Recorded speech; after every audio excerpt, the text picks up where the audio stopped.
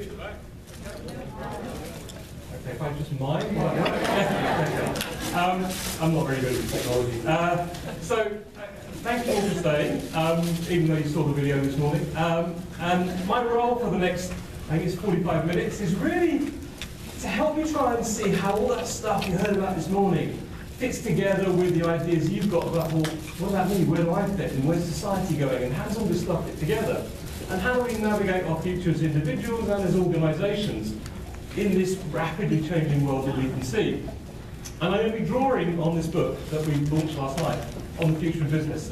60 contributors, over 60 contributors from around the world, 60 chapters, really taking a broad tour on everything that's changing in the world and what that could mean for business. But the bit that you're really here for is this, the free copy. I know why you stay. It's always good to get something free. So, how you get your free copy is you pay with a tweet. So, if you tweet today at any time about the book and use our hashtag FutureBiz, and then follow us. It's important that you follow us because then we can contact you and send you a code to download the book. So if you do that today, we'll happily send you a free copy. And if you want to tell your friends about it, they can get a 30% discount off before June 23rd. All they have to do is go to that website and enter coupon code RT1, and they'll get it. So this is the time to get your phone out and take a picture of this and then tweet it, if you want to. Anyway, so that's it. You can leave now. Okay, so where we go? Well, I think what's becoming evident to all of us is that we're seeing the collision of two planets. On the one hand, there are those of us who are, if you like, born physical. We made cars, we ran hospitals, we built factories and homes, and we saw things as very physical. Even if we used technology, it was just an enabler. We tended to see things as big problems that we could resolve in a relatively linear way with incremental improvement. If we could get 20% improvement next year, that's great. We're now colliding with this world of people who are born digital. Individuals and organisations who don't see homes, houses, cars, and people. All they see is data. And when they see that data, they think that they can solve any problem that comes up by finding the right algorithm, finding the right piece of software, and applying the right science and technology to crack it. And they also have grown up with this thing called Moore's Law, which basically says that computer power doubles about every 18 to 24 months. And they're saying, well, why can't we apply that exponential thinking to business? So you've got this clash between these two ideologies, and that's the challenge now for all of us, is how do we navigate this world that's becoming increasingly digital? And we've got a choice, how do we get to the future? Well, maybe we can do it by playing by the rules we already know, playing the same way as our competitors do. We know who they are, we know when they do something different, why they've done it, we know what they're probably going to do next. The rule set is very clearly defined. I'm an accountant, I know what other accountants do. But then what we see happening is people coming from the, by the way, I'm not an accountant, so just an example. But then what's happening is people are coming on and saying, actually, in order to succeed in your world, I'm not going to play by your rules. I'm going to change the game itself. So if you look in telecoms, all of the phone companies will tell you that they had the idea for giving away free phone calls over the internet. They had it first. But they also said that whoever had that idea is probably no longer with the company, because why would we give away our core product for free? Then along came Skype and basically said, that's what we're going to do. We're going to turn your world upside down. We're going to give away free telephone calls, and your core business is now our marketing strategy. And we're going to make our money out of everything else we sell behind it. Skype now does 40% of all the global internet telecommunications in the world, and it does it with 1,600 people. Most telecoms companies have more than 1,600 people in their complaints department. We're in a world where the rules are being changed, so we've got a choice about, well, do we get there by trying to play within the rules, or do we have to change our DNA? And what we find, and what comes through really clearly from all the people in the book, is that the organisations that seem to do the best job at preparing for the future actually think about three different time horizons. Firstly, they're very clear on what it is they're trying to bring home to land next year, in the next 12 months. What are the projects, the changes in our organisation? Secondly, they're also looking out 1 to 3 years and saying, where's growth and innovation going to come from? And they're very mindful of what's changing in the world, or what could change, and how that might help us deliver our strategy, or that might force us to rethink our strategy. And finally, the very best also have that early warning system. They're looking out 4 to 10 years to say what's coming over the horizon, and how do we make sure the decisions we make today are actually future-proofed against what's coming. And then we know that we're also in a world where we've got these kind of huge global challenges, whether it's environmental challenges, economic uncertainty. Today, the value of derivatives out there is $3 quadrillion. Derivatives are these complex financial assets.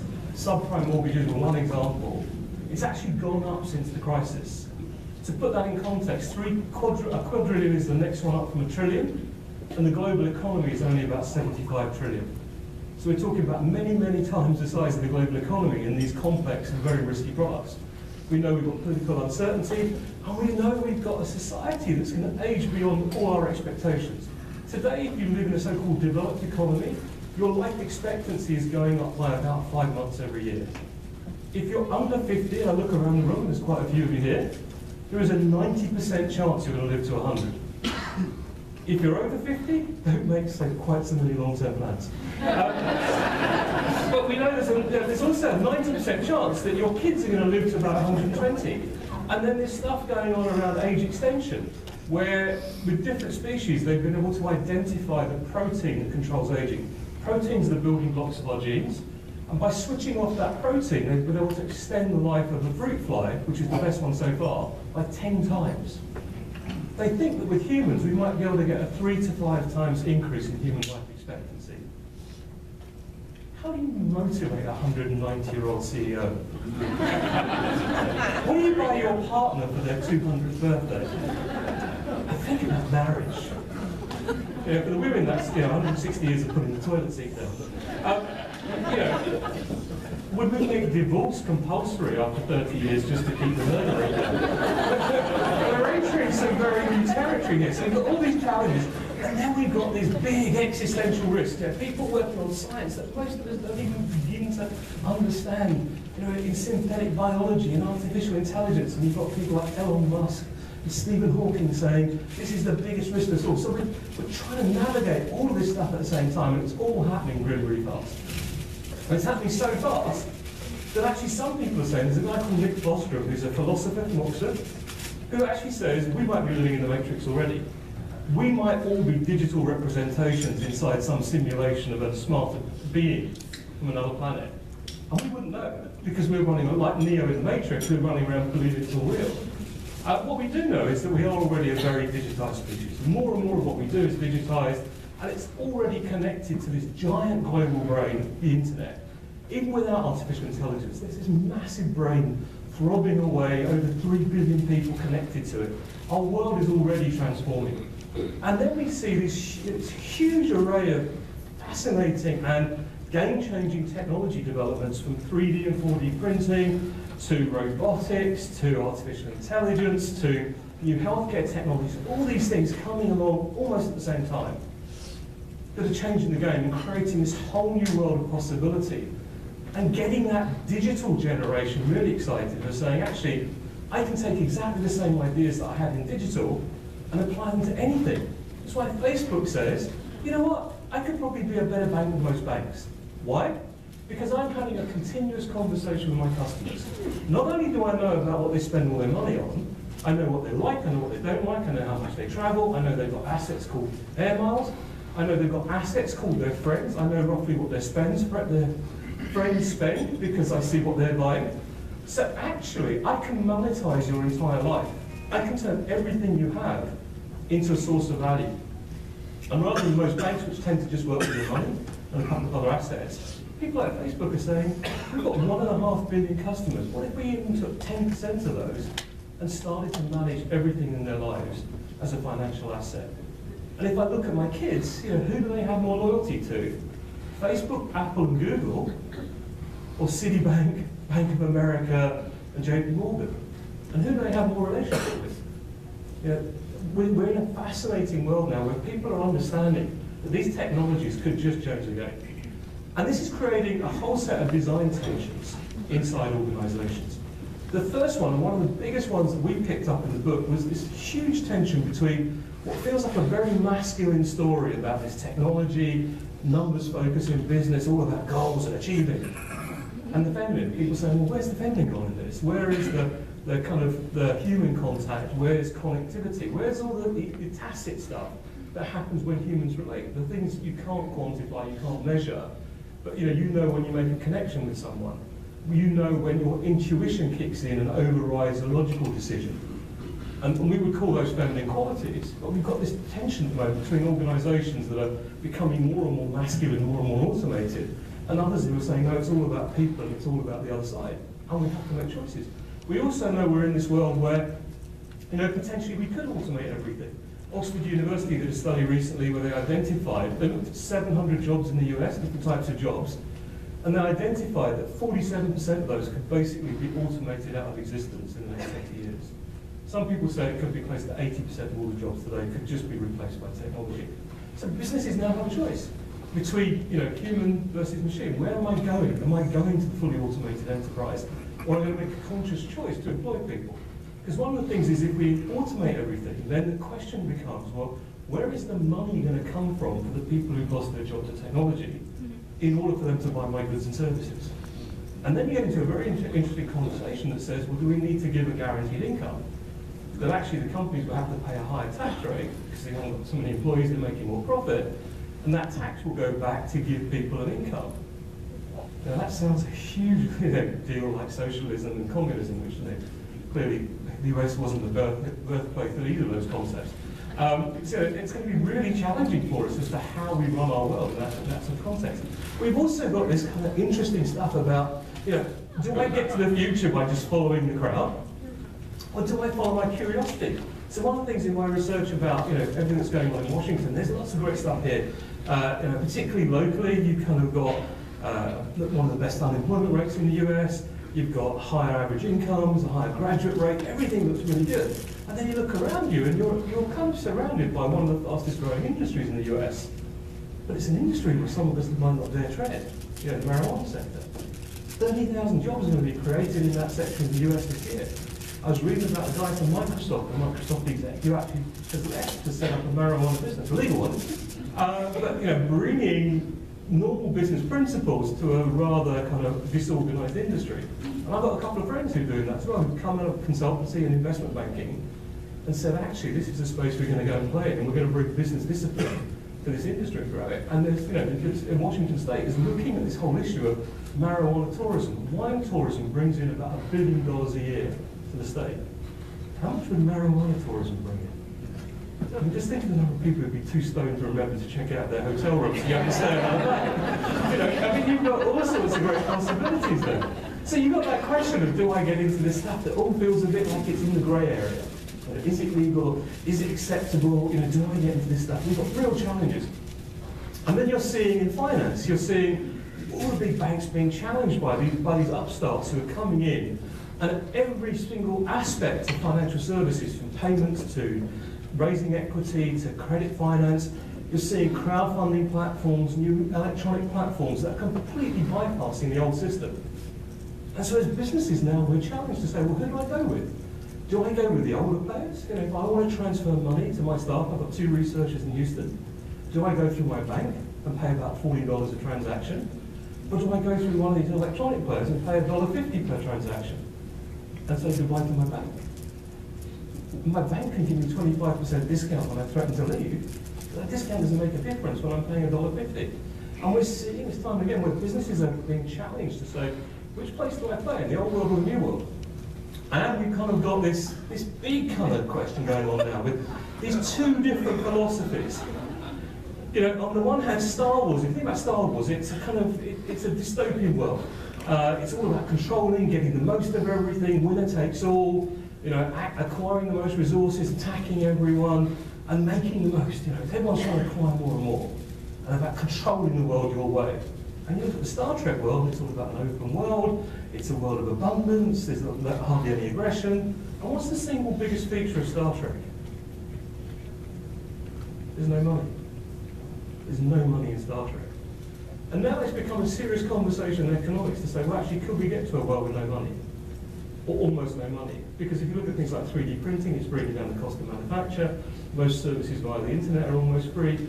People are saying, could we get to a world where we get to almost free and we get to a Star Wars economy? And so businesses are being challenged to say, well, where do you want to play in that space? And are you going for the kind of accumulation Star Wars model? Or or are you going for the kind of distributed everyone benefits and there's abundance for all model? Underneath all of this is technology. And what we see is there's a huge opportunity that comes if we start to embrace technology. And you've heard a lot today about using technology to leverage your staff, to re-engineer processes, to drive innovation. Not just that today, I mean, you've been hearing it for years. The new one is something that was touched on this morning, which is artificial intelligence, creating the hive mind in our organisation, pooling our knowledge to make decisions when the humans aren't even present. And I'm going to come back to that a little bit. And what we know is that there's this kind of huge range of technologies coming. And one of the things I encourage every business to do is just go to the internet and download one of these technology timelines. Everyone does them now. You're not going to find everything, but we looked at 200 technologies a few months ago. It's already out of date, but you look at these things and you'll capture at least 60% of what might be coming over the next 10 to 15 years. And if you look at what's coming, then you can start to say, well, if we know what's coming, then we can make far better plans today for how we define the technology strategy we want to adopt if we know what's coming next. And we know it moves from big data and data mining today to the intelligent internet in a few years' time, to really smart artificial intelligence systems in about 10 years' time, optical computing, quantum computing, and things that will just change our whole understanding of technology. And there's an evolution going on behind this. And this is an evolution we need to kind of recognise, because some of us are missing it. We started life with desktops, we then moved to the luggable, the portable, the mobile, and the smartphone. Our world has been transformed by smartphones since 2006. They've become the remote controls for our lives. So the question is, if that's had that kind of impact in the last 9 years, what about the next 9? Well, one of the things we know that's going on right now is this sort of massive build-up of wearable technology. Health monitoring devices, computing devices, all sorts of things were worn on or close to the body. If this stuff was being patented 3 to 5 years ago, then the question is what's been patented in the last 3? And that's embedded technologies. There are already millions of people who have pacemakers, hearing implants, ocular implants for their sight, already running around with technology inside their bodies. You can get a contraceptive device today that basically sits inside a woman's body and will release a small amount of contraceptive every single day for 16 years. It's triggered by your mobile phone. So think about it. What happens when your phone stops working? Basically, I'm not allowed to say it, I'd be thrown out of the room. But you can think it. But we're going to see mobile phone memory, all sorts of health devices inside our bodies, all sorts of computing infrastructure inside our bodies. We're seeing this stuff coming around all the time. And all this is being connected to, firstly, the Internet of Things, which you heard a lot about this morning, and secondly, to a multi-sensory world. So here, you could buy into a phone called the O-Phone on Kickstarter. The O-Phone lets you transmit up to 356 different smells to someone else with an O-Phone. People are also working on touch and taste stimulation. So in 3 to 5 years, your device will let you smell the bath products, taste the food in the restaurant, and feel the bed linens before booking a hotel, all from your device. Just think about how that kind of multi-sensory experience will change almost every single retail sector. In manufacturing, in construction, when people are buying materials, it will have a massive impact. And then we move to artificial intelligence. You heard a lot about it this morning. There's a big debate about, will we ever get to artificial general intelligence? Did they talk about that this morning? I.e. intelligence that's as smart as humans or smarter. And then would we get to the point where it's actually smarter than humans, and then we don't really know what will happen because we have no idea what an intelligence greater than ours might create. So it kind of all bets are off then. But what we do know is it's already there. If you fly on a plane, if you use a sat-nav, if you buy a financial services product, if you use a smartphone, you're already using weak forms of artificial intelligence, and it's getting smarter all the time. So it is going to engulf us more and more. And what we're seeing is that's already being embedded into the internet. Search engines on the internet are getting smarter and smarter. Google is building more and more AI into its search. We will see more and more 3D representation on the web, or augmented reality, virtual reality. The interesting thing is, using AI, people are already creating systems that will let you be immortal on the web. Basically, this site here, called Eternity, lets you go in, and you can build up a profile of yourself over time. You just capture more and more information, and then it uses the artificial intelligence to basically respond on your behalf to people. So long after you're gone, you'll be able to consult your friends, or your friends will be able to consult you, and your kids will be able to consult you. We're already creating this form of eternal existence.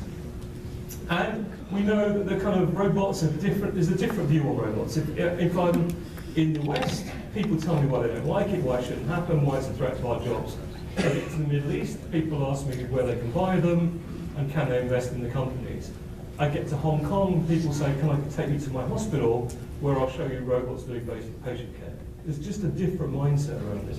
This province in China is basically looking to replace all humans in all factories. And it's putting a $150 billion investment in for itself and the companies. This one company called Everwin announced the big fanfare that they were going 100% humanless in their factories. They were just going to all robots. And then there's a bit of a backlash. And so they went, well, it would be about 90% there. But the reality, that's not really much of a difference. The 6 people left are basically cleaning the robots. So we've got choices here. We also have a choice. This stuff is happening, but we have a choice about how much it happens and what we want to happen. And what we know is all this new knowledge, all this new science is driving the creation of some new industries. And we see 6 big clusters. Firstly, a set that are around like information and communications technology, a whole set of industries. And between these 30 industries, we believe they're going to be somewhere between 50 to 70% of the global economy in the next 15 years. That this is where the action is going to be. Secondly, there's a whole group that are around services for the citizen and services for our domestic infrastructure, our homes, things that will help to manage our homes better. Then there's another group that are all around how we do production, how we do construction. Another group are around the overall infrastructure for society, smart cities and that kind of stuff. Another group which is around the transformation of some very big industries. So you look at infrastructure, that's a $30 trillion investment required around the world. The kind of automation of professional services and financial services. Everywhere we look now, people are looking at completely transforming financial services. And then a final group around energy and the environment. So there's a whole bunch of these technologies that are coming through that are just going to be truly disruptive. So in the face of all that, you start to say, well, what are the kind of business models, strategies, and behaviours that people are going to be adopting or are starting to adopt in the face of what's coming through? And I just want to take you through a few of them. We talk about magic and mayhem and the dragons, not just because I like Game of Thrones, but there is something both magical and quite scary and mayhem creating about a dragon. And that's what's happening in the behaviours we're seeing in the market. From a magic perspective, one of the problems we have is that as we all automate, it's harder and harder to differentiate between what we do and what our competitors do.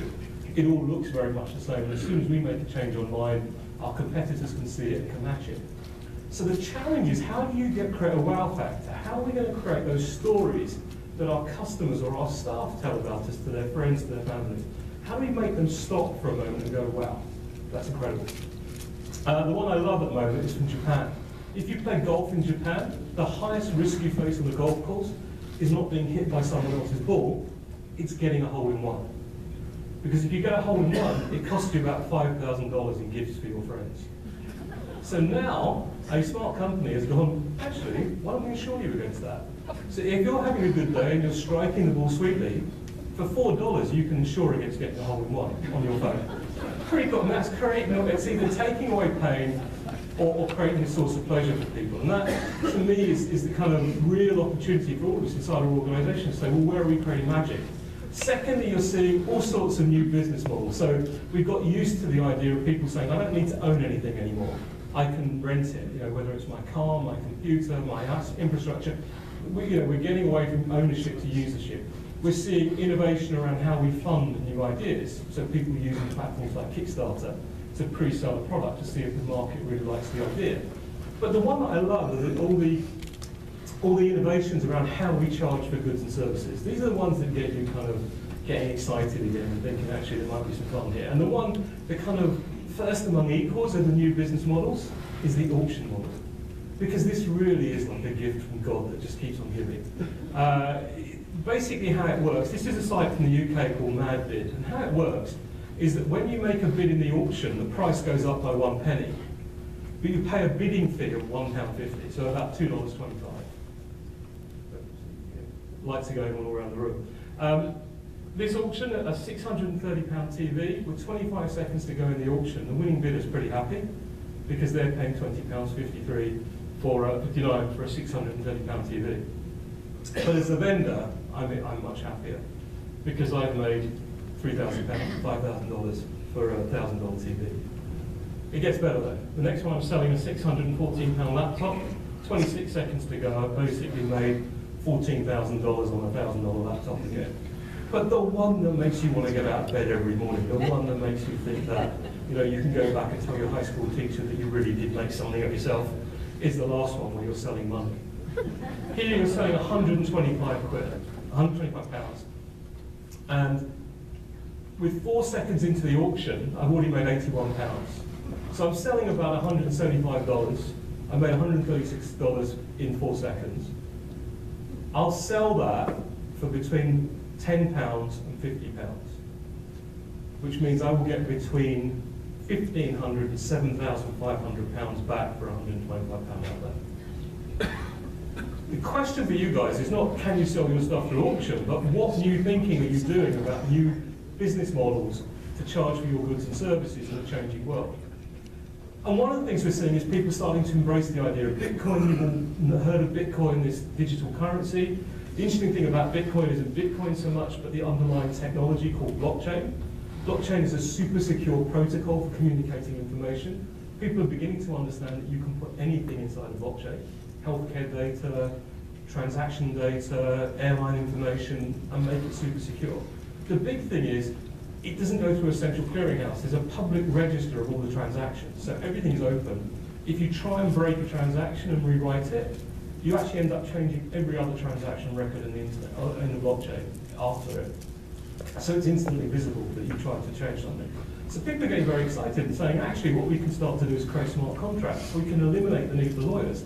We'll put everything inside a smart contract on the blockchain. If the terms of the contract get executed, the contract will trigger and the payment will be made. There's no dispute. And so people are getting really excited about saying, actually, we can start to change all sorts of things like house purchases, asset purchases, because the blockchain will actually say, the block of data about that house will actually be able to say who owns it and exactly what its history is, which will change a whole bunch of things in a whole bunch of sectors. You're also seeing this idea of what you might call the barbarians of the game, where people are going in and saying, I'm going to savage the underlying industry and I don't really care what happens to them. Here, Google have a home delivery service. I think some people here from Google. The interesting thing about that is you can buy goods from Home Depot, Target, Walmart, but you don't know who you're buying from. You're buying from Google. And actually, if you have a complaint, you go back to Google.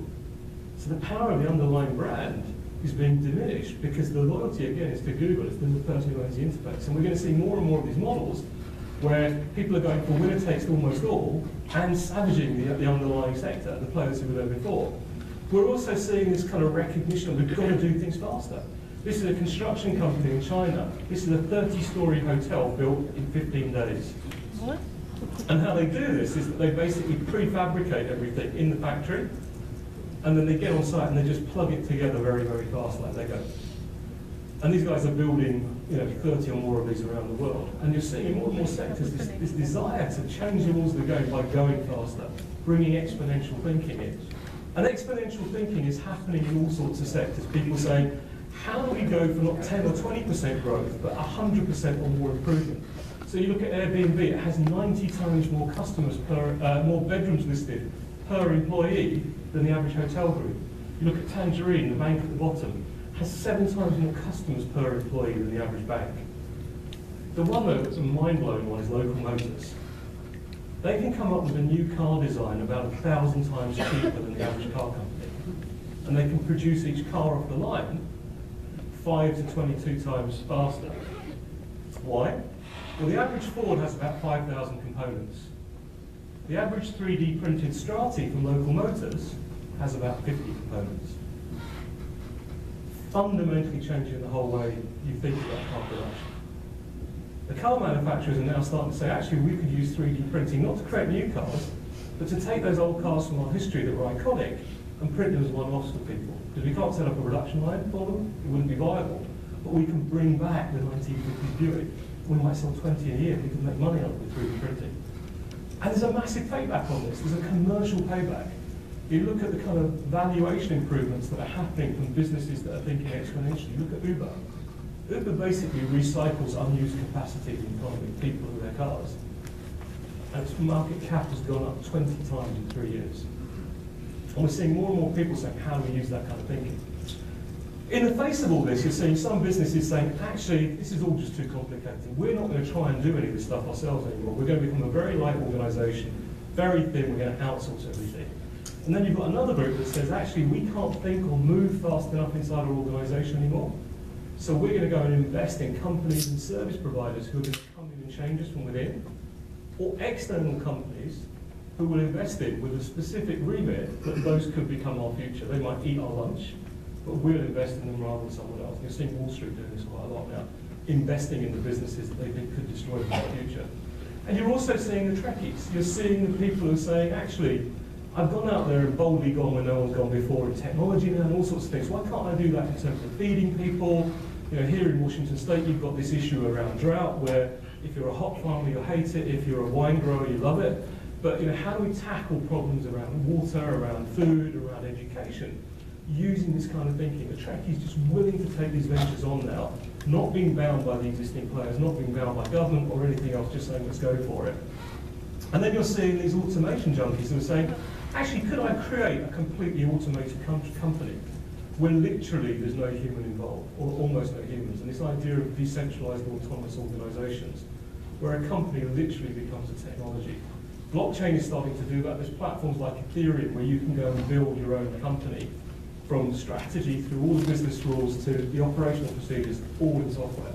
If you look at someone like eBay, eBay handles about 15 million legal transactions a year, all entirely automated.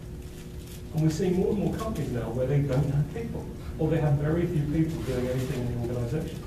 And so again, we have a choice about how far do we want to take this, and what are the implications of this for us as an organisation and for the staff we employ. And then you get to this idea that actually we could start to see, again, communism re-rise through the idea of the non-owned enterprise, where actually companies aren't owned by anyone. There's just a bunch of people who come together to provide services or to provide a bit of the technology, but there's no profit per se. It's just recycled amongst the people involved, but there's no actual owner of it. And you're starting to see more and more of these models emerging around the world, and more debate about how we create them. So one of the questions is, well, what does this mean for you guys? You know, you've got this wonderful vision about becoming a city in a park, you know, your 2025 vision. I mean, a few thoughts of what this means for you guys. What do you have to do locally? I think one is, you know, given where you're positioned and how, you know, highly rated the city is, to be attractive, you've got to make sure it is still a livable, walkable, lovable place with vibrancy. That actually you're not just thinking about the business community, you're thinking about the overall experience, leisure, and everything around that. And you're also thinking about how you make it a smart city with both integrated transport and also good electronic services. And I know that you guys have just bought into this platform called Nextdoor that lets the city communicate to neighbours and neighbours communicate to each other. So you can start to give information out to the police force or anyone, to the local population, which I think starts to change, you know, how you communicate and interact. I think you also have to have a very diverse ecosystem. You know, in our research we saw that some companies were possibly leaving the region, moving out, and there's always this risk that when you have very big companies, you become very reliant on them. And actually, if we look to the future and we look at more and more automation, then to keep a city vibrant, you don't need to have a very diverse ecosystem with lots and lots of different types of businesses, and a real encouragement to people to start their own businesses and support for that. And when we looked, we saw that there are some great businesses here, some really interesting ones who are kind of iconic in what they're doing. So these guys, iSpot, basically track national TV ads and tell you where they've been shown, and also tell you about the social media activity and the searches that are done on the back of those ads, so they can give you real insight into the power of your ads. These guys, Echodyne, are doing some really clever stuff with these new smart materials called metamaterials, where they're creating a really flexible form of radio antenna.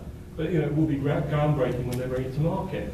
But the one I love most is the Goat Lady, where I think it's for $350, she will bring her goats to basically clear your yard. What a cool business. But you actually want to have that vibrant spread of things that isn't all just about technology, it's about human services, a whole range of businesses where you're encouraging them, and you're creating the kind of education that will support that. You've got, you know, very future-oriented education. What does that mean? Well, if you look at the skill sets we're going to need to navigate the world we're talking about, they're quite different to some of the things we're teaching in school or teaching in organisations today. You know, whether it's design thinking, collaboration, you know, social intelligence, all of those things are going to become more and more important to help people navigate the future. Learning how to learn. Because someone leaving university today could live to 110, 120, could work till their 90s or beyond, might have 10 different careers and 20 different jobs in that time. How do we do that? How do we help prepare them for that? We can't teach them a specific job skill. We've got to teach them the underlying skills that help them learn how to learn. And I think you've got to really, drive the whole idea of incubation. And you've got a bunch of incubators here, a bunch of programs. You've got this Founder Institute program coming, this 14-week startup program. The city's doing some great stuff about exploring a portal for startup funding, maybe setting up a crowdfunding base. But the great thing is you've got a very rich graduate population here, rich both in terms of education and personal wealth. How do you bring people, a lot of whom work in innovative sectors, and start to encourage them to invest in local businesses? Because that's what's going to keep young talent here and keep people wanting to stay here and keep the city vibrant. So that's all about now. That's the kind of stuff that we're either hearing about or we're seeing. I just want to finish by taking us on a little bit of a journey to the far horizon. I've been talking about the next 5, 10, 15 years. What if we look 20 and beyond? Well, the first thing is, if we're digitizing everything, we're automating everything, and one of our authors, a guy called Gray Scott, says we could actually be moving to this thing called the simulated reality singularity, where the differences between real and digital will just disappear. And you'll have people just wanting to live their entire lives inside the digital world.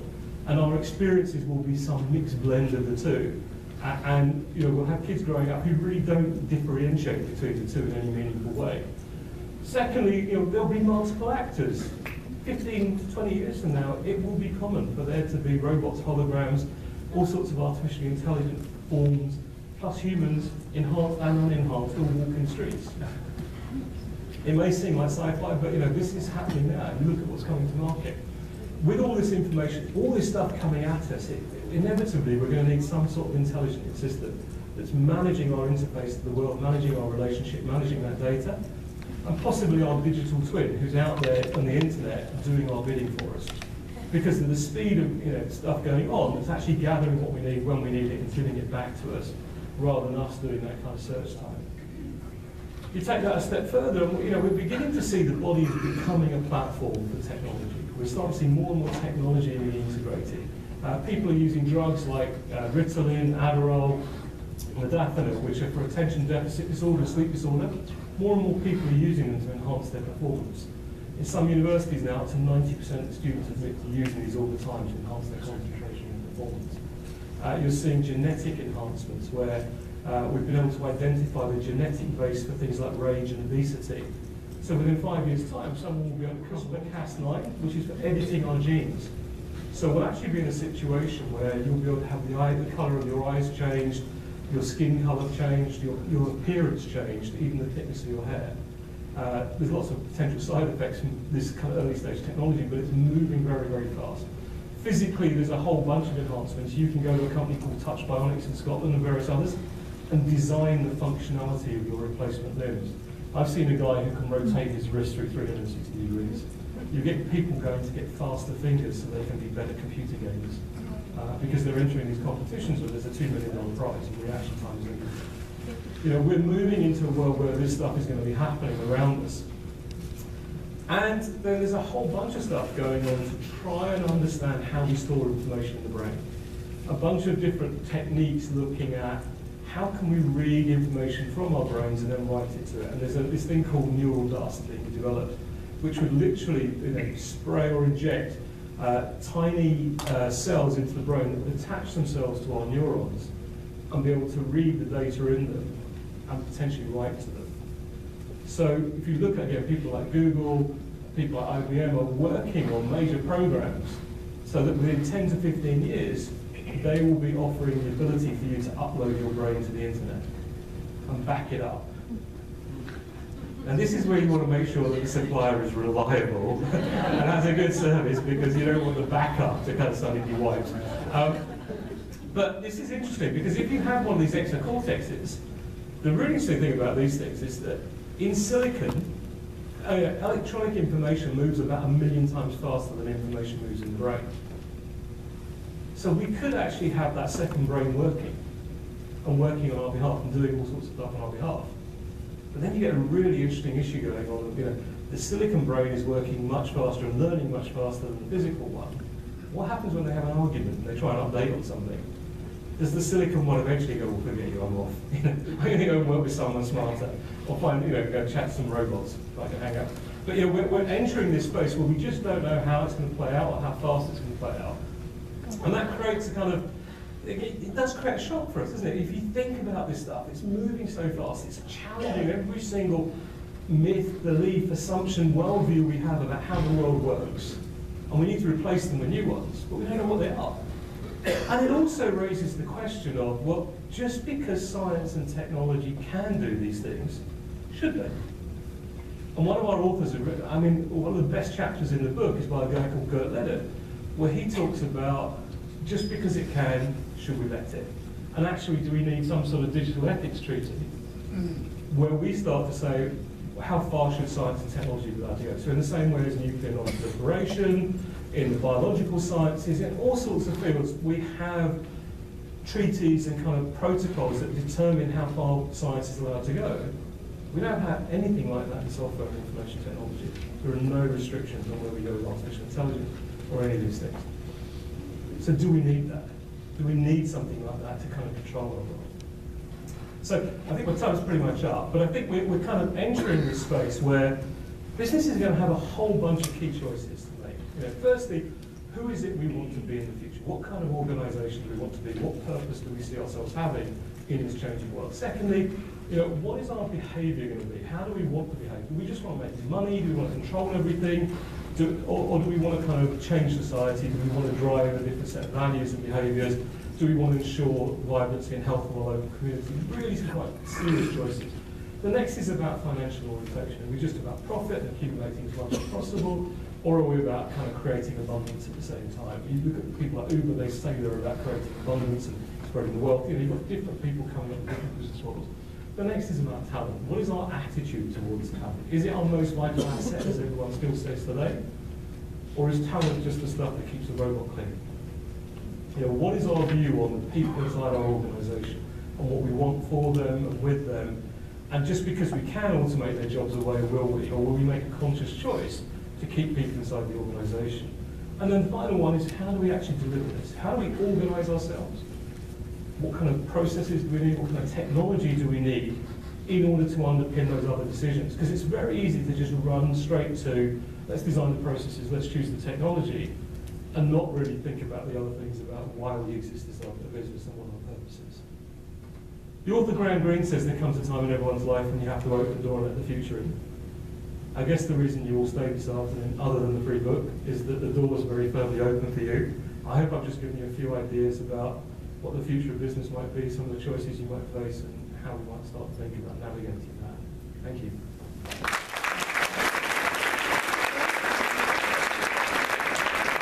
And just a reminder, if you want to get the book, tweet any time today, and one of our team will come back to you with a beautiful little code that gives you a free download copy. Excellent. Do we have any questions, comments, observations? I did this last night and ended up being a stand-up argument between two people in the room. It was great, actually. I just sat back and watched that. Go on, let's get it. It's not the tree, at least one. The lady here, can we get your mic, or do you just remind me? So what do you think people left behind who can't access this technology now? I'm going to repeat the question, which is a brilliant one, which is, what happens to the people left behind, the people who can't access this technology, or the people who make conscious choices not to go with the technology? And I think there is a real issue there. I mean, there's an area right now where it's starting to become a concern, which is disability. That today we have laws around people who have disabilities, and we cater for them. But if you look at what's going on with genetics, where we can scan an unborn child, and we can spot a pre-birth defect, and we either have the choice of saying, you know, can we treat that defect before they're born, or does the parent actually choose not to have that child? We could end up with a smaller and smaller disabled population who then have minorities who don't have rights anymore.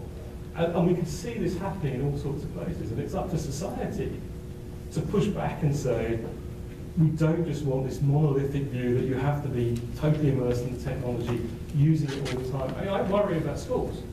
You know, your kid comes home from school and says, I want to take these drugs, I want to have this electronic implant, I want to have faster fingers, because all the other kids in the class are doing that, and they're getting A's, and I can't get one anymore, just using the basic raw material I arrived with. What are you going to do? Already in North London, I know where I live, parents are buying their kids, these drugs, you know, Ritalin, Adderall, modafinil, over the internet, from the same people as you buy dodgy Viagra from. Right? Not from authorised sources. They've got no idea what's going into these drugs, but they're buying it and giving it to their kids because they're so stressed about that. Now, to me, that's fundamentally wrong. And I kind of side with Gert that says, actually, just because you can go there doesn't mean we should. And we really have to think about how you bring people in. A lot of the tech companies are saying they're going to use the technology to make it easier for people to have access and make it almost disappear. So you don't even know you're using it, it just becomes like electricity, it's there, or like air.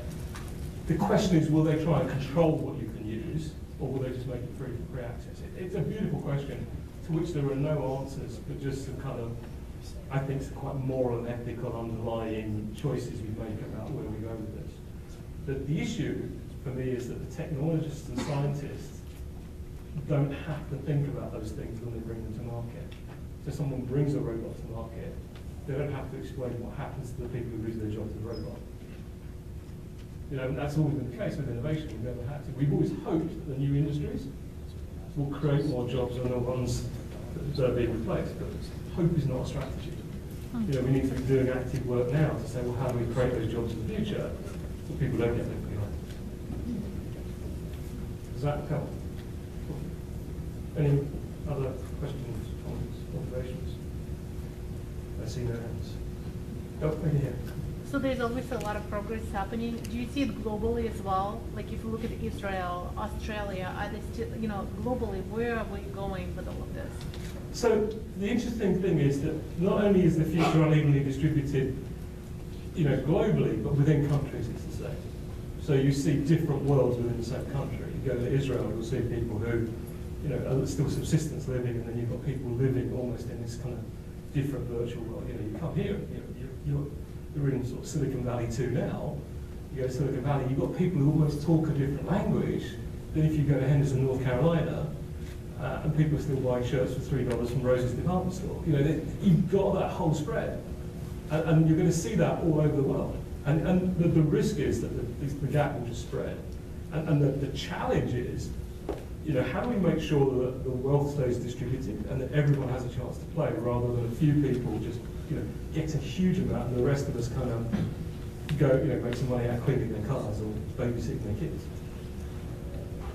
I'm not a communist, by the way. I'm just kind of observing what's happening and like looking at the choices. Because I don't necessarily want to work in elder care, which is, you know, going to be a huge growth industry. I just don't want to do that. I don't want to clean people up and do that stuff.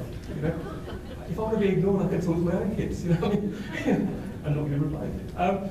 But yeah, so I think, you know, we're going to have choices, and we're going to have to make sure that the world we create is one that we have to be part of.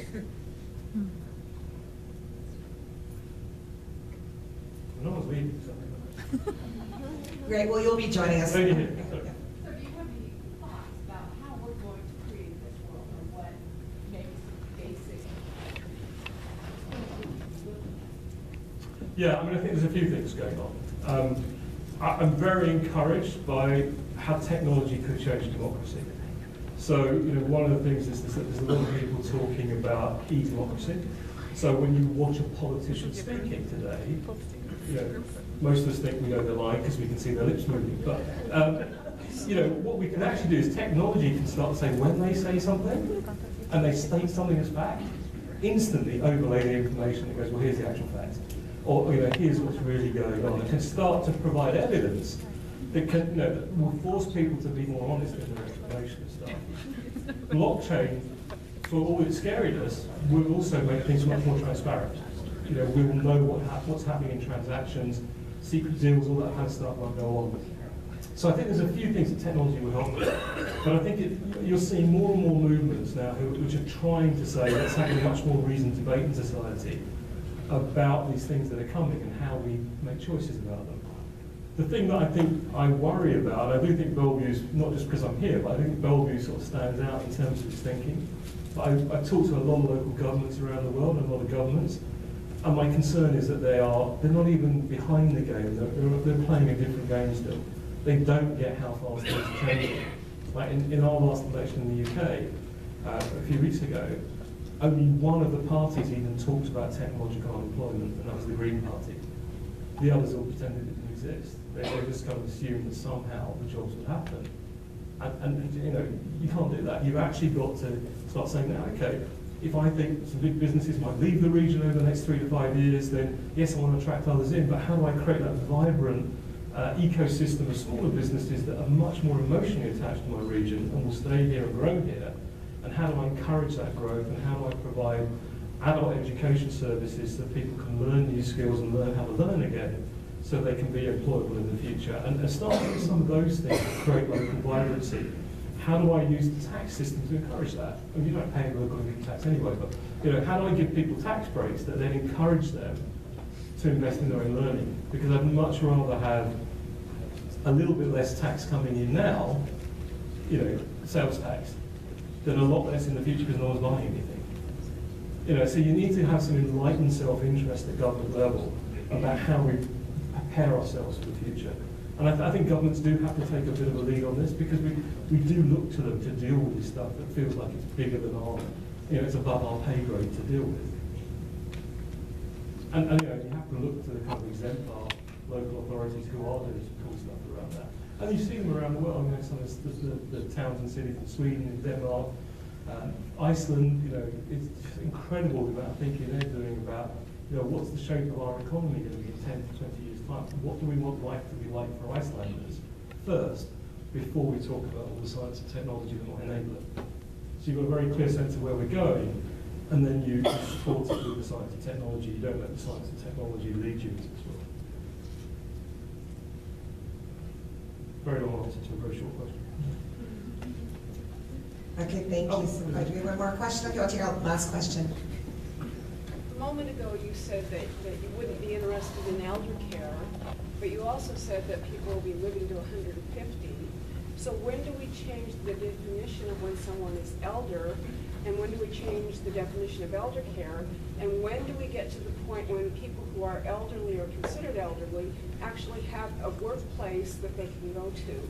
Because it seems to me that people who are 60 or over struggle to find a place to be and to work unless they create their own. So the question was, if we're going to live to 100 to 150, we need to redefine what elder care is. How do we change the definition of what elder, you know, when you become an elder? How do workplaces need to change to accommodate people getting older? And the point I would make is, I'm not interested in it. I think elder care is going to be very important. I just don't have the patience, as you probably see already, that, you know, you wouldn't want me doing your elder care or any, you know, the elder care of anyone around you, unless you wanted to hasten their end, you know, or you wanted them to kind of leave and go live in a different state. But, you know, really, dogs, yes. Older people, no. So I think there's a few things. Yeah, we will have to change our definitions. We have to think about the social impact of this. So if you live to 120, we could have a situation where you've got 100-year-old kids still looking after 120-year-old parents. And it would go down to the kind of 40 to 60-year-olds taking responsibility for all those people further up the tree. That is a huge social shift.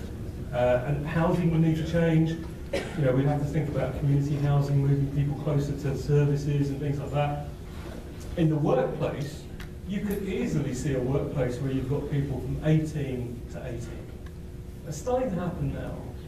You've got multiple generations there, different communication styles, different working practices, different attitudes to technology. I mean, I laugh with some clients, you know, the older the group in the room, you know, the more frequently you have to have toilet breaks. I mean, it's just a kind of thing that we laugh about, but it's true, you know. You know, do you have bigger signage, and, you know, and we do a lot of work with airports. And one of the things, you know, the people who've still got some money to travel are grandparents. And they take the grandkids, and the parents are too scared to leave work to go on holiday. But the signage doesn't support the needs of grandparents, or the journey times between gates. And so we have to start thinking about the design of all sorts of things around a growing the elderly group. And then there's a whole new set of industries start to emerge, because whilst the aging technology might have your heart live longer and cure some of the things that cause aging, bits will wear out, you know, your knees, your hips, and all that sort of stuff. So we start to get the potential for some big growth industries around 3D printed prosthetic limbs or exoskeletons you wear on the outside, you know, counselling services for people who are going to live to 130 to 150, financial management.